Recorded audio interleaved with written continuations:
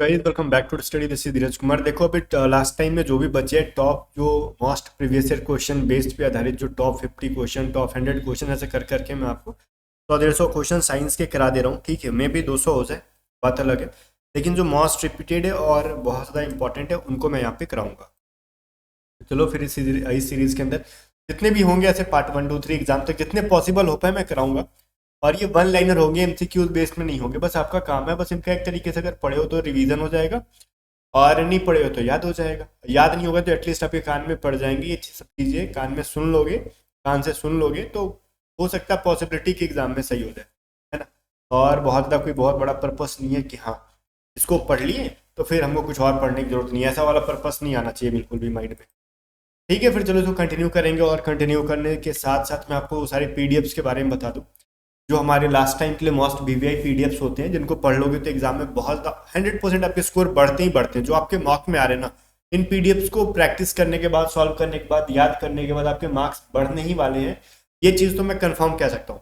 हमारे पास इंग्लिश की 2 पीडीएफ्स हैं जिसमें एक वोकैब है और एक ग्रामर की प्रैक्टिस पीडीएफ है। दोनों पीडीएफ्स की प्राइस 60 रुपीज़ है। साथ में हमारे पास रीजनिंग की पीडीएफ है जो कि हिंदी और इंग्लिश दोनों लैंग्वेजेस में है, बाइलिंगुअल पीडीएफ है, और सॉल्यूशंस भी हैं पीडीएफ के अंदर जिसकी प्राइस 45 रुपीज़ है। और साथ में हमारी मैथ की पीडीएफ्स हैं जो कि पूरे चैप्टर वाइज हैं, हिंदी और इंग्लिश दोनों लैंग्वेजेस में। इनके सॉल्यूशंस में के जगह हमने एक वीडियो का लिंक डाल रखा है, वो वीडियो देखिए आप पूरे चैप्टर वाइज सॉल्व कर पाओगे इनको। और इसकी प्राइस 55 रुपीज़। और साइंस के टॉप 500 क्वेश्चन की पीडीएफ जिनको एग्जाम से पहले रट लो, बहुत हाईली पॉसिबिलिटी कि यहाँ से क्वेश्चन आते हैं हर बार। तो सारे क्वेश्चन हिंदी और इंग्लिश दोनों लैंग्वेजेस में, जिसकी प्राइस आपकी 50 रुपीज़ है। सारे पीडीएफ्स को बाय करने के लिए व्हाट्सअप करोगे 7279047787। व्हाट्सअप करके एग्जाम से पहले एटलीस्ट 2 बार 3 बार सारे पीडीएफ्स को पढ़ लो। मैं बोलता हूँ ना दावा के साथ, जो भी आपके स्कोर आ रहे हैं उसमें आपके स्कोर इनमें इंक्रीजमेंट देखने के लिए मिलेंगे तो मिलेंगे 100%। ठीक है, चलो फिर विदाउट वेस्टिंग टाइम इसको बाय करो व्हाट्सअप करके और लोग इसको स्टार्ट करते हैं।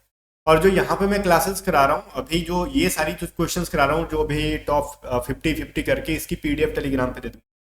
तो टेलीग्राम पे सर्च करो @A to Z study, Telegram channel मिल जाएगा, वहाँ पे उसको ज्वाइन कर लेना। देखो पहला क्वेश्चन है, ध्वनि की चाल शुष्क वायु में कितने मीटर पर सेकंड की मतलब कितने मीटर सेकंड की होती है। जो मीटर पर सेकंड में बात कर ले तो हम लोग 332 मीटर पर सेकंड जो होती है शुष्क वायु में, जो होती है ना साउंड की जो स्पीड होती है ड्राई एयर के अंदर होती है 332 मीटर पर सेकंड। ठीक है, अब ये कह रहा है सर्वात्रिक विलायक किसे कहते हैं, यूनिवर्सल सॉल्वेंट। देखो एक ऐसा लिक्विड जो किसी के अंदर डालो घुल जाता है। जनरली तो वाटर ही होता है हमारा जल, दूध में भी घुला देंगे, किसी चीज में जनरली लोग घुला देते हैं, उसको पता ही नहीं चलता कहाँ गया। ठीक है, चलो ऑक्सीकरण में क्या किया जाता है। देखो ऑक्सीकरण में मेनली इलेक्ट्रॉन को क्या किया जाता है, रिलीज किया जाता है, इलेक्ट्रॉन को मुक्त किया जाता है। तो ये सभी चीजें मैंने पहले भी पढ़ाई थी तो पता होना चाहिए। कभी कभार पूछता है एग्जाम में, बताओ ऑक्सीकरण में क्या होता है, तो ऑप्शन में दे देगा इलेक्ट्रॉन की मुक्ति या फिर प्रोटॉन की मुक्ति, ऐसे करके बहुत सारे ऑप्शन दे देंगे। या फिर इलेक्ट्रॉन ऐड होता है ऐसे करके दे देगा। तो इलेक्ट्रॉन ऐड नहीं होता है, रिलीज होता है ऑक्सीकरण के ऑक्सीडेशन के अंदर।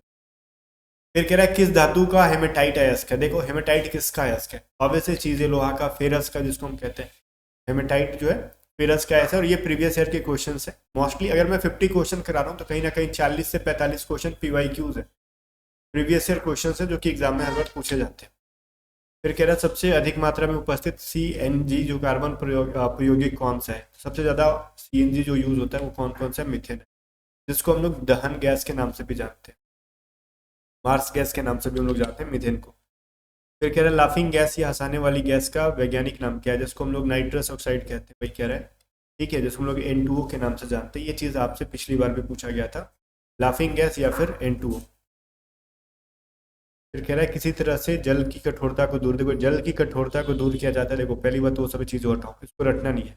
जनरली 2 टाइप की हमने सोडा का नाम पढ़ा है, एक तो सोडा होता है खाने वाला और एक होता है धोने वाला। ठीक, क्या लिखते हो, धोने वाला लिखते हैं ना, तरीके से धोने वाला।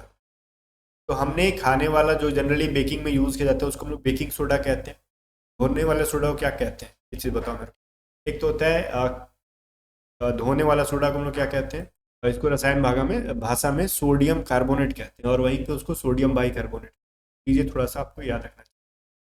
ठीक है, खाने वाले को sodium by carbonate, sodium carbonate. जल में क्या करते हैं हम लोग, सोडियम कार्बोनेट डालते हैं। क्यों डालते हैं, ताकि उसकी जो कठोरता है, हार्डनेस है पानी की, कम हो जाए और उसमें जो झाग वगैरह है वो अच्छा से बने और कपड़े साफ हो जाए, और कुछ बर्तन वगैरह भी अगर साफ करना है। किस चीज का मिश्रण पीतल है? पीतल किस चीज का मिश्रण है पूछा जाता है? तांबा और जस्ता का। जिंक और कॉपर को जो मिश्रण मिश्रण बनाओगे आप, मिक्सचर बनाओगे, तो वहां से अपने को मिल के आएगा ब्रास। ठीक। फिर कह रहा है किस चीज का मिश्रण जो है द्रवित पेट्रोलियम गैस है? द्रवित पेट्रोलियम गैस किसका मिश्रण है भाई? वो होता है एथेन, ब्यूटेन और प्रोपेन का। ठीक है, एथेन, ब्यूटेन और प्रोपेन का जो होता है मिक्सचर होता है। ये चीज पूछ सकता है आपसे, नो डाउट की बताओ पेट्रोलियम के अंदर क्या नहीं पाया जाता है। तो इथेन दे देगा ऑप्शन में, ब्यूटेन दे देगा ऑप्शन में, और प्रोपेन दे देगा। और इसके साथ आपसे मान लो जस्ट कुछ और क्या दे देता है, कार्बन दे देगा। ठीक है, पूछ लेगा बताओ इनमें से कौन सी पेट्रोलियम के अंदर नहीं पाई जाती। तो बहुत सारे लोग कार्बन को सोचते हैं ना कि नहीं नहीं ये कार्बन तो निकलता है कार्बन डाइऑक्साइड, तो इसको आंसर कर दो। ठीक है, इसको आंसर छोड़ दो, ये तो सही लगता है उनको, सही है। ऐसा क्यों? क्योंकि वो सोचते हैं ना कि देखो गाड़ी वगैरह से कार्बन डाइऑक्साइड निकलती है पेट्रोल की वजह से, तो ऐसा सोच के ना इसको छोड़, मतलब इसको गलत नहीं कर पाते वो लोग, लेकिन यही गलत होगा। तो ये तीनों जनरली उतना नहीं रखना आपको, बस ये याद रख लो पेट्रोलियम के अंदर इथेन, ब्यूटेन और प्रोपेन पाया जाता है। फिर कह रहा है कितने वॉट जो होती है एक सौर शक्ति की? तो ये सभी चीज़ें तो बहुत बार रिपीट हुई है, 746 वाट एक हॉर्स पावर होता है। फिर वहां पे मैं बोल दूं किस माध्यम के द्वारा अनुप्रस्थ तरंगे उत्पन्न की जा सकती है? देखो अनुप्रस्थ तरंगे जो होती हैं जनरली आपका सॉलिड के अंदर होती है। ठीक है, तो ये जैसे हम लोग कहते हैं ना ट्रांस, ये मैंने कल एक बार, कल नहीं मतलब साइंस की जो सीरीज चल रही थी उसके एक मतलब सीरीज के अंदर मैंने दो टाइप के वेव्स के बारे में बताया था। एक जो हॉरिजॉन्टल चलती है, ठीक है, और एक जो होती है ना हॉरिजॉन्टल और वर्टिकल दोनों चलती है। आगे पढ़ेंगे हम लोग। फिर कह रहा है किस गति से न्यूटन के बल का व्यंजक प्राप्त होता है? तो जो न्यूटन, देखो न्यूटन ने जनरली थ्री लॉज दिए थे मोशन के, पहला, दूसरा और तीसरा। ठीक है, तो जड़त्व का नियम पहले से मिलता है, और जो इनका व्यंजक मिलता है वो सेकंड वाले से मिलता है। ठीक है ना, सेकंड लॉ से मिलता है। फोर्स बराबर क्या होता है? Mass into acceleration. आगे देखते हैं, कह रहा है सबसे अच्छा कोयला का नाम बताओ। जो सबसे अच्छा कोयला होता है वो एंथ्रासाइट होता है। पहले ही पढ़े हो, बस लास्ट टाइम रिवीजन हो जाएगा। एक सवाल ये पूछा गया था, इसमें से बहुत सारे बच्चे फंस जाते हैं लैंग्वेज पढ़ के। मान लो कोई लड़की झूला झूल रही है, उसके पास कोई दूसरी लड़की आकर बैठ जाती, तो उसका आवर्तकाल क्या होगा? जस्ट आवर्तकाल का मतलब होता है मैं बताता हूँ टाइम पीरियड के बारे में क्या करें। जस्ट लाइक एक झूला है यहाँ पे, ठीक, एक झूला है ऐसे करके, यहाँ पे एक लड़की बैठी हुई है, जस्ट झूलते झूलते वहाँ पे एक और लड़की आ गई। तो एक बार झूला पीछे जाएगा देन आगे आएगा, तो पूरा पीछे से जाके और आगे, मतलब मान लो यहाँ से पीछे गया और अगेन यहाँ पे आया। तो या फिर मान लो पूरा इस इतना डिस्टेंस कवर करने में जो टाइम लगता है उसको हम लोग कहते हैं आवर्तकाल। ठीक है, तो वो उस पर क्या असर पड़ेगा अगर एक लड़की से दो लड़की बैठ जाएगी? तो कोई असर नहीं पड़ने वाला। रीजन, आवर्तकाल किस पे डिपेंड करता है? दोलन हो या पेंडुलम हो या फिर झूला हो या किसी चीज की लेंथ पे डिपेंड करता है। जितना छोटा होगा, ठीक है, उतना कम डिस्टेंस तय करेगा, उतना कम टाइम में कवर कर लेगा। और जितना बड़ा हो जाएगा, लंबा होगा, लंबा होते जाएगा। अगर मान लो इसकी लेंथ बढ़ेगी तो उसकी जो है ना पीरियड टाइम बढ़ते जाएगी, टाइम पीरियड बढ़ते जाएगी, आवर्तकाल उसका बढ़ते जाएगा। और जितना छोटा होते जाएगा, रीजन जितना लंबा होगा उतना डिस्टेंस दूरी का वो तय करेगा। ये तो क्लियर सी बात है, जिसकी वजह से उसका एक आवर्तकाल बढ़ेगा। और जितना छोटा होगा, फिर कह रहा है गर्मी के समय में अगर लोलक की लंबाई बढ़ जाती है तो आवर्तकाल क्या होगा? वही सब चीज़ है जो अभी जस्ट मैंने पढ़ाया। अगर उसकी लेंथ बढ़ेगी लोलक की, पेंडुलम की, तो उसका टाइम पीरियड भी बढ़ जाएगा। ठीक है, अगर किसी अम्ल का जलीय विलयन को नीले लिटमस पर डाला जाए तो उसका असर कैसा होगा? सीधे सीधे सुनो, एसिड को अगर हम नीले लिटमस पर डालेंगे तो कैसा करता है? उसको रेड कर दे। ठीक है, तो ये तो मेरे हिसाब से 9th क्लास के क्वेश्चन है। 9th क्लास में हमने बहुत ज़्यादा ऐसे पढ़े थे, 9th और 10th में मिला के। फिर है एक प्रकाश वर्ष कितना होता है? तो देखो दो आंसर मिलेंगे आपको, एक प्रकाश बराबर एक लाइट ईयर बराबर। तो एक तो मिलेगा आपको 9.46 इंटू 10⁻15। जब मीटर में कहेगा तो ऊपर 15 होगा, लेकिन वहीं पे किलोमीटर में कहेगा तो इसका पावर हो जाएगा 12। क्यों? 12 + 3 दैट विल बी कॉल्ड 15। ठीक है, ऐसा मैं क्यों बोल रहा हूँ? 10⁻12 जब होगा ना तो इसमें मतलब 3 डिजिट्स पावर और बढ़ा देंगे। तो एक किलोमीटर में क्या होता है? 1000 मीटर होता है। और एक मीटर में 3 जीरो होते हैं, तो 10 का पावर 12 किलोमीटर हो गया ना। और 3 जीरो बढ़ा दिया, मतलब हमने उसको मीटर से मल्टीप्लाई करके पूरा का पूरा मीटर में कन्वर्ट कर दिया। तो मीटर में होगा तो ज़्यादा होगा पावर 15, और किलोमीटर में होगा तो पावर कम होगा। ठीक है, चलो। एक मोल में कुल परमाणु की संख्या कितनी होती है? बताओ एक मोल में कितना होता है? तो ये सबको पता है, 6.023 इंटू 10⁻23 मोलर द्रव्यमान कह के पूछ लेता है इसका। कह रहा पेंसिल बनाने के लिए किस कार्बन का उपयोग किया जाता है, पेंसिल में कौन सा होता है। वो एक चीज मैं बताऊँ आपको, जो ग्रेफाइट होता है ना, वो विद्युत का सुचालक होता है। इलेक्ट्रिसिटी का, करंट का क्या होता है, कंडक्टर होता है। ये भी चीज एग्जाम में पूछता है कि ये करंट का कैसा होता है, ग्रेफाइट जो होता है करंट का क्या होता है, तो ये कंडक्टर है। ठीक है, ये चीज आपको पता होना चाहिए। पूछ सकते हो ऑप्शन बताओ निम्नलिखित में से कौन सा करंट का जो है ना कंडक्टर नहीं, कंडक्टर है, उसमें ग्रेफाइट दे देगा और भी 3-4 ऑप्शंस दे देंगे। तो आपको समझना चाहिए ग्रेफाइट जो पेंसिल के अंदर जो आपने देखा होगा, जो कि काला काला ब्लैक कलर का होता है, जो कि हमारे कॉपी पे लिख पाते हैं जिसकी वजह से, वो होता है इलेक्ट्रिसिटी का या फिर करंट का कंडक्टर होता है। कभी भी उसको लकड़ी समझ के ना, प्लग स्विच वगैरह में मत उसको इस्तेमाल करने लगा कि नहीं लकड़ी, प्रॉब्लम हो जाएगा। किस धातु का अयस्क पिंच प्लेट होता है, पिंच प्लेट बताओ किसका अयस्क है, होता है यूरेनियम का। कह रहा आवृत्ति प्रासरव तरंगे क्या होती है। देखो प्रासरव तरंगे तो मैंने ये सभी चीजें पढ़ाई थी, जो 20,000 से हेक्टेयर से नहीं, हर्ट्ज होना चाहिए, गलती यहाँ पे लिखा हुआ है, हेक्टेयर नहीं होगा, एसजेड लिखो, हर्ट्ज। ठीक है, 20,000 हर्ट्ज से ज्यादा होगा उसको हम लोग कहते हैं अप्रासरव, मतलब अल्ट्रासोनिक, जो सुन ही नहीं पाएंगे, वो तो हम तो सुन ही नहीं पाएंगे, अल्ट्रासोनिक होता है।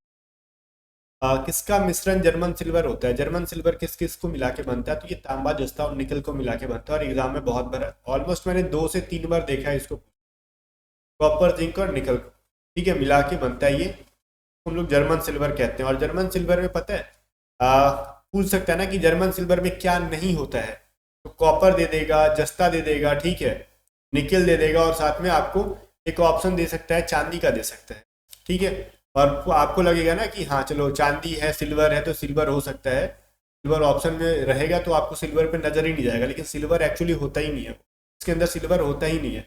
होता क्या है, तांबा जस्ता और निकल। ठीक है, किस माध्यम में अनुदैर्ध्य तरंगे, देखो अनुप्रस्थ तरंगे और अनुदैर्ध्य तरंगे, तो अनुप्रस्थ मैंने बोला सॉलिड के अंदर होता है, लेकिन जो ट्रांसवर्स जो होती हैं वो, और लॉन्गिट्यूडनल जो होते हैं ना, वो सबके सब ठोस, द्रव और गैस तीनों में हो सकते हैं, सॉलिड लिक्विड और गैस तीनों के अंदर बन सकते हैं। रीजन है ये वर्टिकल और हॉरिजॉन्टल दोनों चलते हैं। कपूर को किसी विधि के द्वारा, किस विधि के द्वारा शुद्ध किया जाता है, देखो कपूर क्या होता है, सब्लिमेशन आपने एक मेथड समझा होगा, उद्रपतन। ठीक है, कपूर को अगर हम गर्म करेंगे, देख देता हूँ, उद्रपतन प्रक्रिया द्वारा अगर कपूर को गर्म करोगे तो वो लिक्विड फॉर्म में नहीं बनता है भाई, डायरेक्टली क्या होगा, उड़ जाएगा। कभी भी आपने पूजा पाठ में, आरती में अगर कपूर जलाया होगा, ठीक है, एज ए हिंदू अगर आपने कभी यूज किया होगा इसको, तो आप उसको लिक्विड, जैसे मोमबत्ती को देखा होगा आपने, तो मोमबत्ती थोड़ा सा लिक्विड बनता है, पानी नहीं बनता, वो चीज़ अलग है, लेकिन लिक्विड के फॉर्म में आपको दिख जाएगा। लेकिन कपूर के साथ वैसा नहीं है, कुछ भी टप टप टप करके टपकेगा नहीं भैया, वो कहानी खत्म, जलेगा और हवा में उड़ जाएगा। ठीक है, तो ये, और कपूर को हमेशा सब्लिमेशन या फिर उद्रपतन, उद्रपातक जो भी लिखा है उद्रपतन होता है, उस मेथड के द्वारा प्योरीफाई किया। फिर कह रहा है पृथ्वी के तल का प्लान वेग क्या होता है, बहुत इंपॉर्टेंट क्वेश्चन। 7.2 किलोमीटर पर सेकंड का हो गया, किलोमीटर पर सेकंड या फिर मीटर पर सेकंड, तो मैं बोलूंगा नहीं, किलोमीटर पर सेकंड। मतलब 1 सेकंड के अंदर इतना जोर से फेंको कोई चीज के अंदर ना, कि वो कम से कम 11.2 किलोमीटर दूर चला जाना चाहिए। सोचो कितना पावर चाहिए, और ये पावर किसके अंदर थी, तो रामायण आपने देखा होगा, रामायण में जो बाली था ना, जिसको राम जी ने पेड़ के पीछे छुप के उसको मारा था, या फिर छुप के मारा था, रीजन था छुप के मारने का भी, बहुत ही खत्म, इसको ये पावर मिल रखी थी। ठीक है, अगर ये कोई भी चीज को आपने सुना होगा ना, ये किसी भी चीज को अगर उठाकर फेंक दे पूरा बल लगा के, तो वो पृथ्वी पे दोबारा नहीं आता था। रीजन क्या था, क्योंकि उसके पीछे साइंस छुपा था। उसके पीछे साइंस ये था कि वो 11.2 किलोमीटर पर सेकंड की स्पीड से कोई चीज फेंकता था, जो कि इस स्पीड से अगर फेंक देंगे किसी चीज को, अगर हम धरती से बाहर ना, तो वो भैया अंतरिक्ष में चला जाएगा, और जब वो अंतरिक्ष में चला गया तो फिर पृथ्वी पे क्या करेगा, वो पलायन करते रह जाएगा अंतरिक्ष। ठीक है, वो तो फिर लौट के आना नहीं है। बहुत ज़्यादा हाई, मतलब अर्थ का ये है पलायन वेग, पूछा जाता है एग्जाम में बहुत ज़्यादा, इसका वेलोसिटी कहते हैं। Migration of the earth surface कह लो, नहीं ऐसा तो नहीं है, इसको करेक्ट अगर इंग्लिश हम लोग कहें तो इसको इसके वेलोसिटी कहते हैं। कहते हैं रासायनिक गुण समान और भौतिक गुण भिन्न, उसे क्या कहते हैं। मान लो कोई भी चीज़ है जिसका केमिकल प्रॉपर्टी सेम है लेकिन फिजिकल प्रॉपर्टीज उसका अलग है, उसको हम लोग एलोट्रॉप कहते हैं। जैसे कार्बन का क्या है ना, एलोट्रॉप हो जाता है डायमंड, और साथ में हमारा होता है कोयला भी। देखो ये दोनों का ना, अगर हम लोग भौतिक गुण देखेंगे, फिजिकल प्रॉपर्टीज देख रहे हैं, तो भाई कोयला का कुछ और काम है ना, तो देखने में डायमंड की तरह लगेगा, और डायमंड का अलग काम है, ये भी कोयला की तरह लगेगा। लेकिन जैसे कहीं ना कहीं केमिकल अगर हम देखेंगे ना प्रॉपर्टीज, तो दोनों के अंदर क्या मिलने वाला है, कार्बन मिलने वाला है। ठीक है, ये एक कार्बन के क्या है, एलोट्रॉप से अप्रूव है। तेरा पानी की बूंदों का गोल होने से क्या मतलब है? तो पानी की बूंदे गोल क्यों होती है? बारिश की बूंदे हो, पानी की बूंदे हो, ठीक है। तो वो होता है सरफेस टेंशन, पृष्ठ तनाव।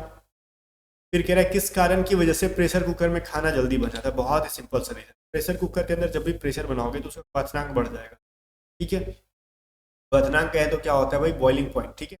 प्रेशर कुकर के अंदर दाब बढ़ाने से पानी का क्वथनांक बढ़ जाएगा, और जब बॉइलिंग पॉइंट बढ़ जाएगी उसकी, ठीक है, तो वो भाई क्या होगा? बहुत ज़्यादा तरीके से समझाऊँ आपकी भाषा में, अगर खाना वाना बनाते होगे तब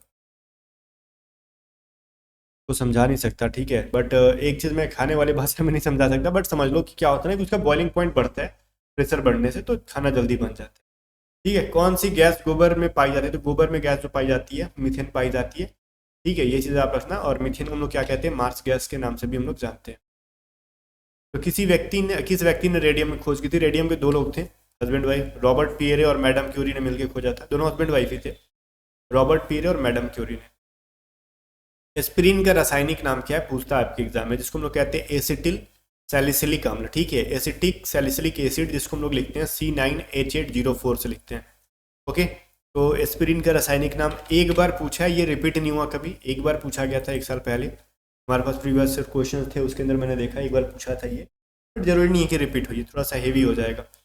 किसका बहुलक जो है प्राकृतिक रबर होता है? प्राकृतिक रबर किसका बहुलक होता है भाई? वो आइसोप्रीन का ही होता है, ठीक है। वो पहला एस्प्रीन है और ये आइसोप्रीन है, दोनों अलग है, ठीक है। पृथ्वी की सतह से ऊपर जाने पर दाब का क्या होगा? जैसे जैसे सरफेस से ऊपर जाओगे दाब घटते जाएगा। रीजन देखो, मान लेते हैं ऊपर से, हमारे अर्थ के ऊपर से, मान लो ये अर्थ का सरफेस है, ये ऊपर से हमारा प्रेशर बन रहा है, तो मान लेते हैं हम यहाँ पे रह रहे हैं और हम पे, आपको मैं एग्जांपल बताता हूँ, पानी की बाल्टी रहे, या फिर आपके घरों में जो टंकी रहती है ना पानी वाली, ऐसे, वो मान लो पूरा फुल है टंकी से, तो जो चीज़ जितना नीचे रहेगा उस पर पानी का भार उतना ज़्यादा रहेगा, जैसे जैसे ऊपर जाएगा पानी की ऊपर भार कम होती जाएगी।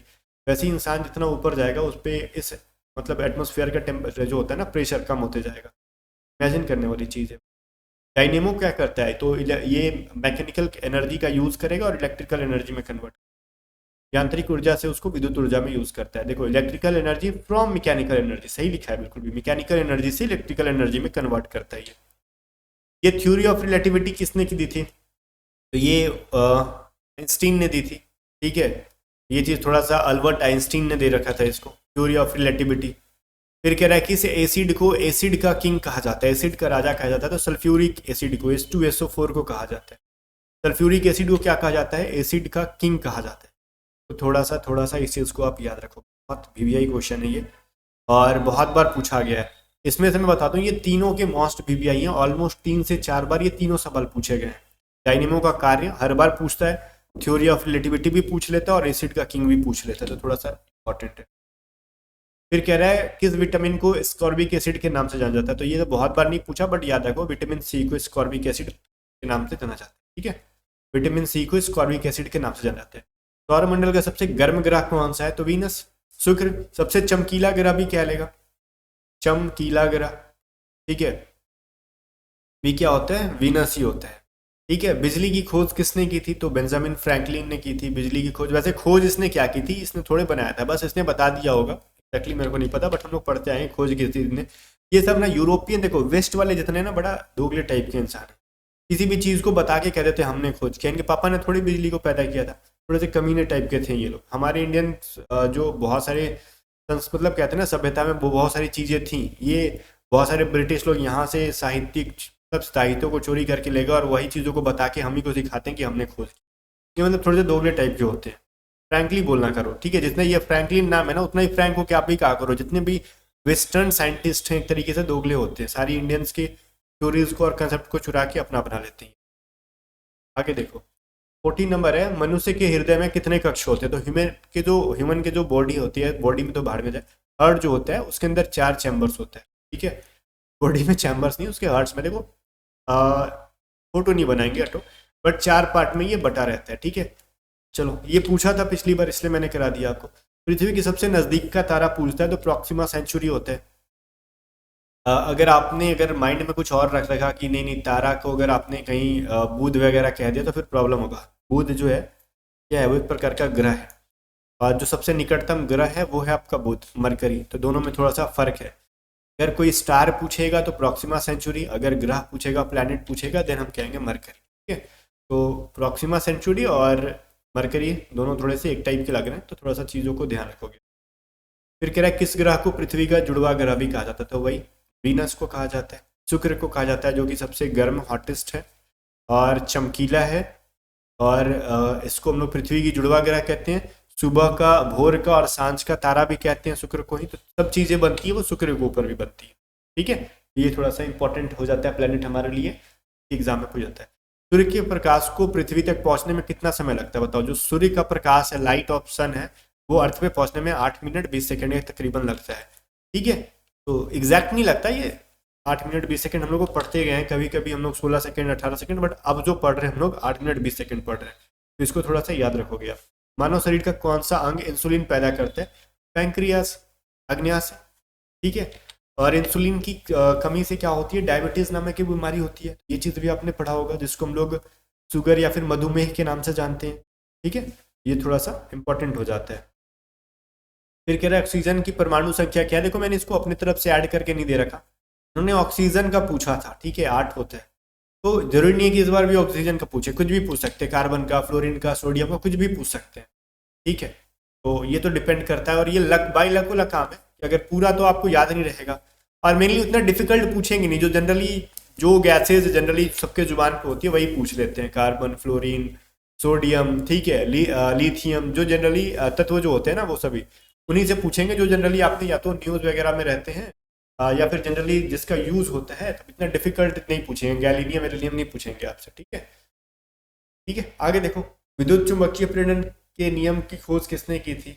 ये माइकल फेराडे ने की थी, फेराडे ने की थी। लॉ ऑफ इलेक्ट्रोमैग्नेटिक इंडक्शन की जो अगर इन्वेंशन पूछी जाए, माइकल फेराडे ने की थी।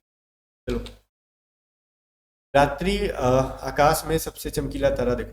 रात में जो, अच्छा, रात्रि में आकाश का सबसे चमकीला तारा कौन सा होता है। तो आप में से बहुत सारे लोग सोच रहे हो ना, अभी तो आपने बताया वीनस, मार खाने वाला काम होगा वीनस, अगर आप बोल रहे होगे तो वीनस नहीं। वीनस तो एक प्रकार का शुक्र क्या है, प्लेनेट है ना। I am talking about star. ठीक है, तो वो है सीरियस। ठीक है, जिसको सीरियस के भी पढ़ते हैं, सीरियस भी पढ़ते हैं। सीरियस नहीं पढ़ते, हिंदी में लिख देते हैं, लेकिन सीरियस इसको पढ़ा जाता है। हिंदी में लिखने के लिए सीरियस ही लोग लिख देते हैं। तो ये क्या है, चमकीला तारा है, रात में जो सबसे ज्यादा चमकता है। दो मैंने प्रॉक्सिमा सेंचुरी बताया, वो याद रखना। प्रॉक्सिमा सेंचुरी वो क्या है भाई, अर्थ के नियरेस्ट स्टार है, जो नजदीक का है, ये नजदीक का। ठीक है, और ये जो सीरियस है वो सबसे चमकीला है, तो दोनों में थोड़ा सा फर्क है। आरबीसी की जो होती है ना, क्या कहते हैं आरबीसी, लाल रक्त कोशिकाओं का प्राथमिक कार्य क्या, तो ये ऑक्सीजन का जो है ले जाना और ले आने की काम करती है लोग। ठीक है, पूरे शरीर में ऑक्सीजन का परिवहन करते हैं। आरबीसी जो है वो पूरे बॉडी में क्या करता है, ऑक्सीजन को लाने जाने का काम करता है। कमेंट करके बताओ आज की सेशन कैसी रही, और इस पार्ट को तो कंटिन्यू रखूंगा मैं एग्जाम तक, नो डाउट। ठीक है, बाकी सारे पीडीएफ्स को बाय करने के लिए अभी व्हाट्सअप करो 7279047787। और सारे पीडीएफ्स बाय करने पे आपको जीके की पीडीएफ इनके साथ मिल जाती है। बाकी यहाँ जाने से पहले एक बार याद दिला दूँ, टेलीग्राम चैनल को जरूर ज्वाइन कर लेना। टेलीग्राम चैनल का लिंक डिस्क्रिप्शन में। मिलते हैं नेक्स्ट वीडियो में, तब तक के लिए।